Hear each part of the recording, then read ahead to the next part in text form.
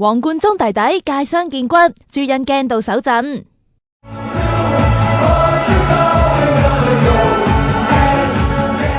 出事嘅就係成都呢間巴比酒吧，阿坡前晚應邀先去隔離嘅88酒吧表演，之後凌晨就過去巴比預備開 show。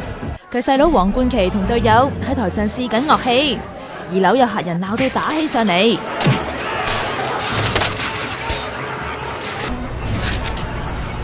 阿琪手背仲戒到見骨添，現場七國咁亂。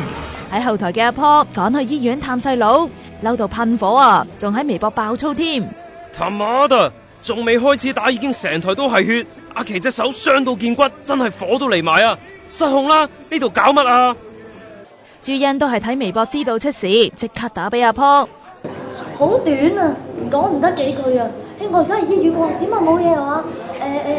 有啊，流咗好多血啊，見骨啊，咁即係點啊？唔知啊，OK，你忙啊，咁我哋係電話斷線知冇啊？朱茵驚到手震，唯有幫阿琪祈禱。到朝早佢哋返到香港，安排阿琪入院，朱茵先至放心。44歲嘅黃冠琪曾經係樂隊 Anodize 嘅吉他手，近年轉行教吉他，間中返內地做 show。